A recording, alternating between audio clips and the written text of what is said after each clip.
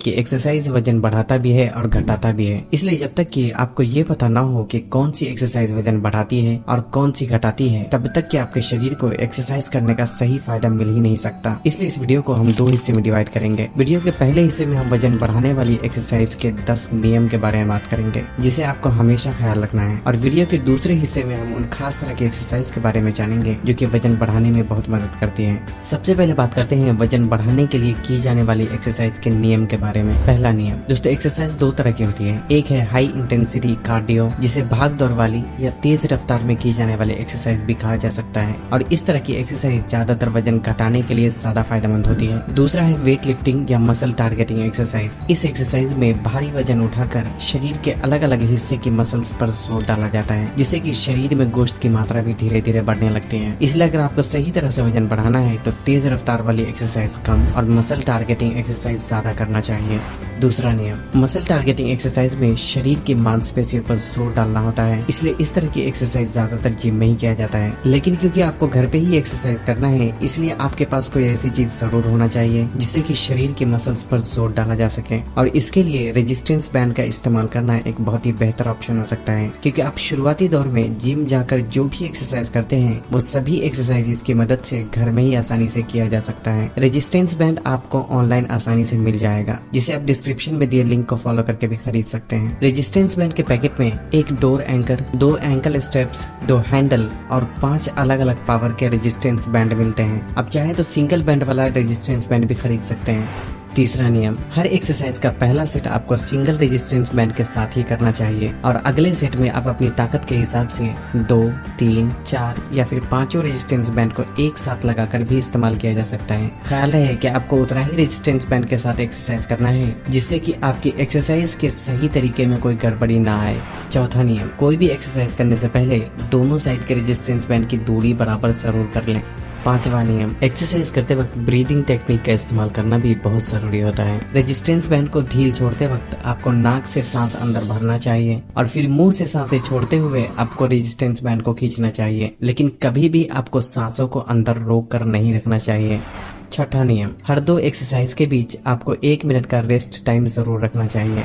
सातवां नियम, बैंड को खींचते वक्त थोड़ा तेजी से खींचें और फिर 2 से 3 सेकंड रोककर धीरे धीरे ढील छोड़ना चाहिए, क्योंकि ऐसा करने से एक्सरसाइज का शरीर पर ज्यादा बेहतर तरीके से असर होता है।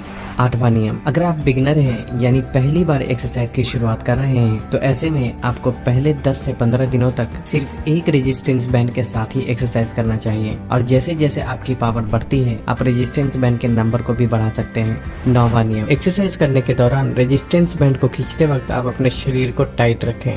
मैं एक बार फिर से रिपीट करता हूँ कि एक्सरसाइज के दौरान रेजिस्टेंस बैंड को खींचते वक्त आपको अपने शरीर को बिल्कुल भी टाइट रखना चाहिए, क्योंकि ऐसा करने से एक तो एक्सरसाइज का फायदा शरीर पर ज्यादा बेहतर तरीके से होता है और शरीर का सही पोस्चर भी मेंटेन रहता है। और सिर्फ गिनती बढ़ाने के लिए एक्सरसाइज करने में आपको जल्दबाजी बिल्कुल भी नहीं करना चाहिए, क्योंकि वजन बढ़ाने की exercise full range of motion में धीरे धीरे और सही फॉर्म में करने से ही उसके फायदे शरीर को मिल पाते हैं। फाइनली 10वां और आखिरी नियम, जो कि सबसे जरूरी होता है, जब हम वजन बढ़ाने के लिए एक्सरसाइज करते हैं तो उसके लिए ये समझना जरूरी है कि हमारे शरीर में मसल्स के 3 बड़े हिस्से होते हैं। एक है हमारी लोअर बॉडी, जिसमें पेल्विस, थाइज और लेग्स के हिस्से आते हैं। दूसरा है हमारी अपर फ्रंट बॉडी, यानी कि हमारी ऊपरी शरीर का सामने का हिस्सा, जिसमें हमारे चेस्ट, पेट और हाथों के सामने का हिस्सा आता है। तीसरा है अपर बैक बॉडी, यानी कि हमारे ऊपरी शरीर के पीछे का हिस्सा, जिसमें हमारे पीठ, कंधे और हाथों का पीछे वाला हिस्सा आता है। अब यहाँ ध्यान देने वाली बात यह है कि हफ्ते में 7 दिन होते हैं और हर दिन आपको शरीर के अलग अलग हिस्से के लिए एक्सरसाइज करना चाहिए। जैसे कि अगर आप सोमवार को अपर फ्रंट बॉडी के लिए एक्सरसाइज करते हैं तो मंगलवार को आपको लोअर बॉडी के लिए और बुधवार को आपको अपर बैक बॉडी के लिए एक्सरसाइज करना चाहिए। इस तरह से 3 दिनों में आपके पूरे बॉडी का एक्सरसाइज हो जाएगा। जुमेरात को आपको कोई एक्सरसाइज नहीं करना है और फिर जुमा, शनिचर और इतवार को पहले की गई तीनों एक्सरसाइज को सीरियल नंबर से आपको दोबारा रिपीट करना है। इस तरह एक हफ्ते में 2 बार आपके पूरे बॉडी का एक्सरसाइज हो जाएगा। ऐसे शरीर के अलग अलग हिस्से को अलग अलग दिन में एक्सरसाइज करना इसलिए जरूरी है क्योंकि जब भी आप शरीर के किसी भी हिस्से के लिए एक्सरसाइज करते हैं तो उस हिस्से की मसल्स पूरी तरीके से डैमेज हो जाती है, जिसे फिर से रिपेयर होने के लिए कम से कम 2 से 3 दिन का समय लगता है और इसी तरीके से हमारे शरीर की मसल्स ग्रो करती है। लेकिन जब आप हर दिन पूरे शरीर के लिए एक्सरसाइज करते हैं तो ऐसे में शरीर की मसल्स पूरी तरीके से रिपेयर होती भी नहीं कि अगले दिन ही आप उन मसल्स को एक्सरसाइज करके दोबारा डैमेज कर देते हैं, जिससे कि शरीर को खुद को रिपेयर करने का सही समय मिल ही नहीं पाता, और जिसकी वजह से शरीर में बहुत ज्यादा दर्द होने के साथ साथ बॉडी भी श्रिंक होने लगती है और शरीर ठीक से ग्रो नहीं कर पाता। इसलिए अगर आपको वजन बढ़ाना है तो हर दिन आपको पूरे शरीर के लिए हेवी वर्कआउट नहीं करना चाहिए, बल्कि अलग अलग दिनों में अलग अलग हिस्से की मसल्स के लिए एक्सरसाइज करना चाहिए। हमने जो रूटीन बनाया है उसमें आप देख सकते हैं कि शरीर के जिस हिस्से के लिए आप सोमवार को एक्सरसाइज करते हैं उसे दोबारा आप 3 दिन के बाद यानी जुमा को एक्सरसाइज करेंगे, जिससे कि हर मसल्स को रिपेयर होने के लिए 3 दिन का लंबा समय मिलता है और ऐसे में शरीर की मसल्स जल्दी और बेहतर तरीके से ग्रो करती है। अब बात करते हैं उन खास तरीके की एक्सरसाइज के बारे में जो कि वजन बढ़ाने के लिए बहुत ही फायदेमंद होती है।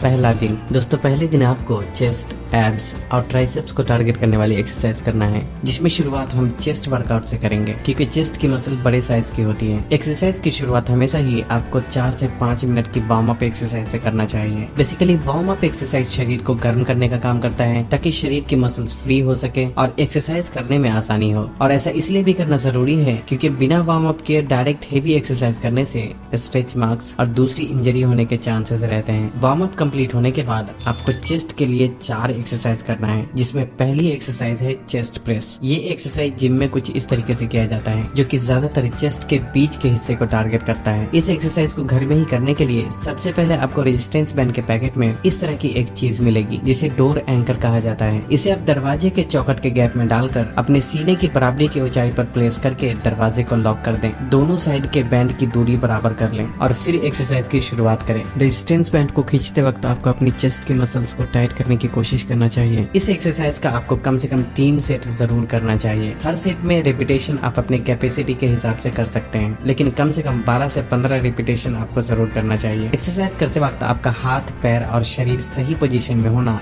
बहुत जरूरी होता है। ये एक्सरसाइज करने के लिए आपको खड़ा कैसे होना है और आपके हाथ पैर किस पोजीशन में होना चाहिए वो सब कुछ आप स्क्रीन पर देख सकते हैं। अब चाहे तो वीडियो को रोककर इसका स्क्रीनशॉट भी लेकर रख सकते हैं ताकि बाद में एक्सरसाइज करते वक्त आप इसे देखकर समझ सके कि एक्सरसाइज को करते वक्त आपको कौन कौन सी बातों का ख्याल रखना चाहिए।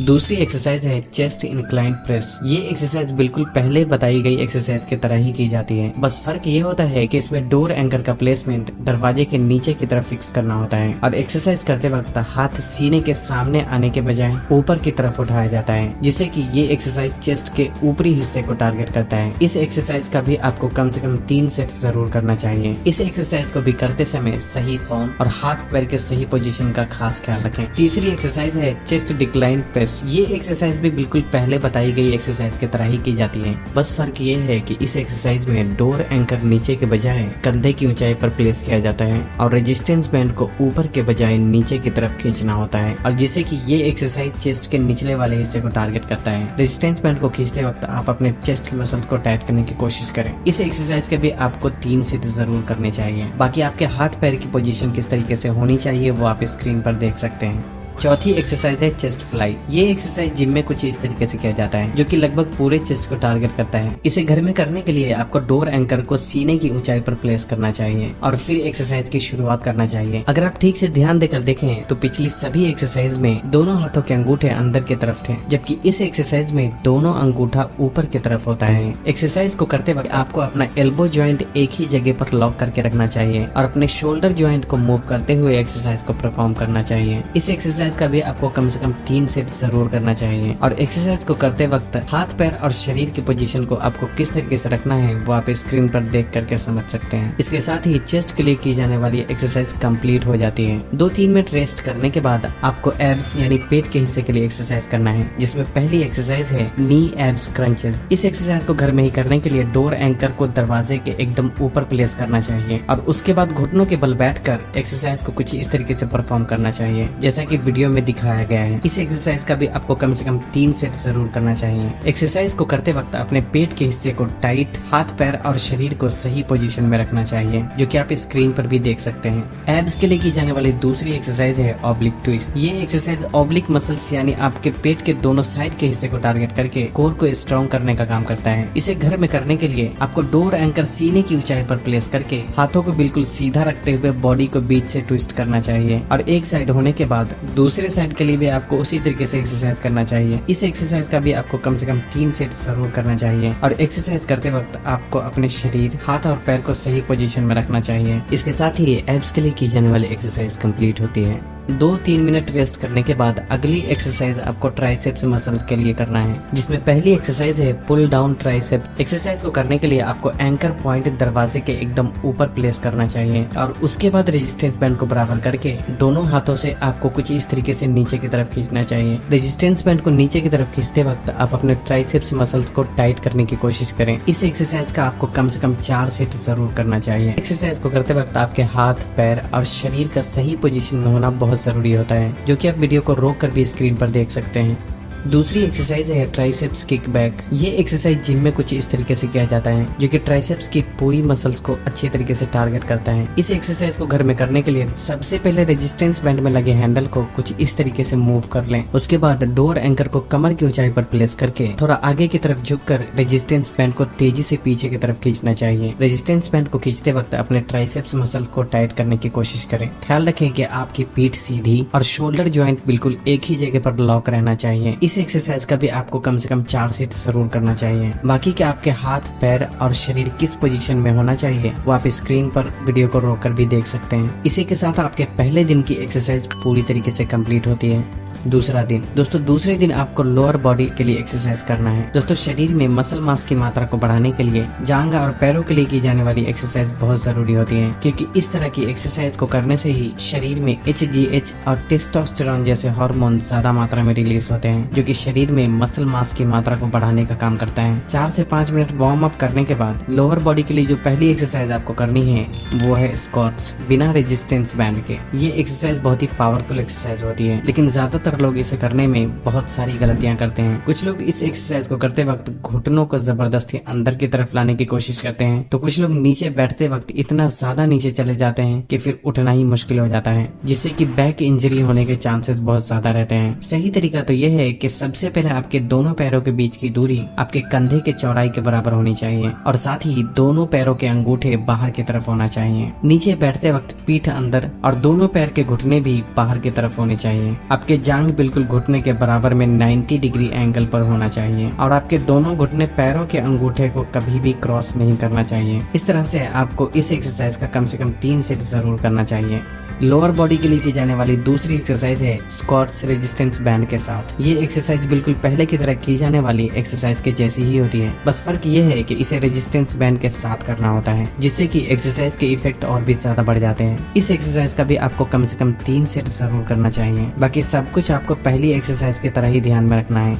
लोअर बॉडी के लिए की जाने वाली तीसरी एक्सरसाइज है लंजेस। दोस्तों, ये एक्सरसाइज जिम में कुछ इस तरीके से किया जाता है, जो कि ग्लूट्स मसल के साथ साथ अपर और लोअर थाइज को भी अच्छी तरीके से टारगेट करता है। इस एक्सरसाइज को घर पे ही करने के लिए कुछ इस तरीके से खड़े होकर रेजिस्टेंस बैंड को आगे के पैर के नीचे डालकर खींचते हुए खड़ा होना चाहिए। इस तरीके से रेजिस्टेंस बैंड को खींचते वक्त आप अपने जांघों की मसल्स को टाइट करने की कोशिश करें। एक पैर के लिए एक्सरसाइज होने के बाद दूसरे पैर के लिए भी इसी तरीके से एक्सरसाइज को रिपीट करना चाहिए। इस एक्सरसाइज का भी आपको कम से कम 3 सेट जरूर करना चाहिए। इस एक्सरसाइज को करते वक्त आपको कौन कौन सी बातों का ख्याल रखना है वो आप स्क्रीन पर देखकर भी समझ सकते हैं। इसके साथ ही आपके दूसरे दिन की भी एक्सरसाइज कंप्लीट होती है। तीसरा दिन दोस्तों, तीसरे दिन आपको बैक, शोल्डर और बाइसेप्स को टारगेट करने वाली एक्सरसाइज करना है। बैक एक्सरसाइज से शुरू करेंगे। 4 से 5 मिनट वार्म अप करने के बाद जो पहली एक्सरसाइज आपको करनी है वो है लेट पुल डाउन। ये एक्सरसाइज जिम में कुछ इस तरीके से किया जाता है, जो कि आपकी पीठ की मसल्स को टारगेट करने के साथ साथ थोड़ा शोल्डर और 4 आर्म्स की मसल्स को भी टारगेट करता है। इसे घर में करने के लिए डोर एंकर को दरवाजे के एकदम ऊपर प्लेस करके घुटनों के बल बैठ जाएं। ख्याल रखें कि आपकी पीठ अंदर की तरफ होनी चाहिए और आसानी के लिए आप अपने घुटनों के नीचे कोई मोटा कपड़ा भी रख सकते हैं। इस एक्सरसाइज में आपको रेजिस्टेंस बैंड को जोर से नीचे की तरफ खींचना चाहिए और धीरे धीरे फिर ऊपर की तरफ ढील छोड़ना चाहिए। एक्सरसाइज करते वक्त बैंड को पूरी तरीके से नीचे खींचे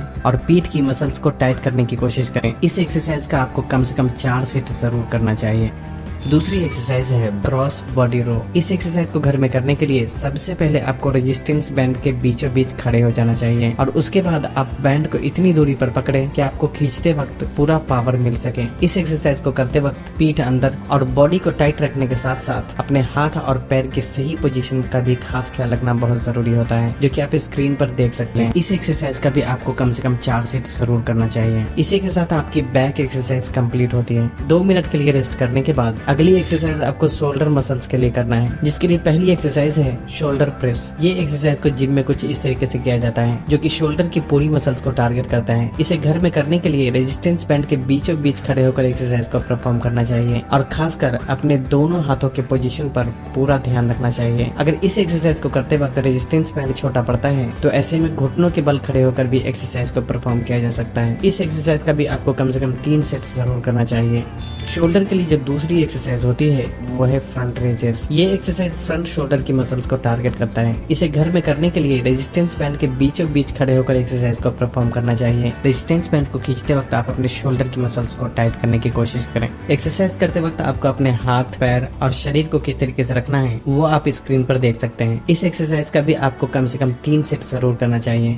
शोल्डर के लिए जो तीसरी एक्सरसाइज है वो है साइड लेटरल रेज। ये शोल्डर के लिए एक बहुत ही जरूरी एक्सरसाइज होती है। इस एक्सरसाइज को भी रेजिस्टेंस के बीचों बीच खड़े होकर ही परफॉर्म किया जाता है, बस हाथों का पोजीशन अलग होता है, जो कि आप स्क्रीन पर देख सकते हैं। ये एक्सरसाइज पूरे शोल्डर की मसल्स को अच्छे तरीके से टारगेट करता है, इसलिए इसके भी आपको कम से कम 3 सेट जरूर करना चाहिए। एक्सरसाइज करते वक्त हाथ, पैर और शरीर को किस पोजीशन में रखना है वो आप स्क्रीन पर देख सकते हैं। इसके साथ ही आपकी शोल्डर एक्सरसाइज कंप्लीट होती है। शोल्डर एक्सरसाइज कंप्लीट होने के बाद 2-3 मिनट आराम करें और उसके बाद आपको बाइसेप्स के लिए एक्सरसाइज करना है, जिसमें पहली एक्सरसाइज है बाइसेप्स कर्ल।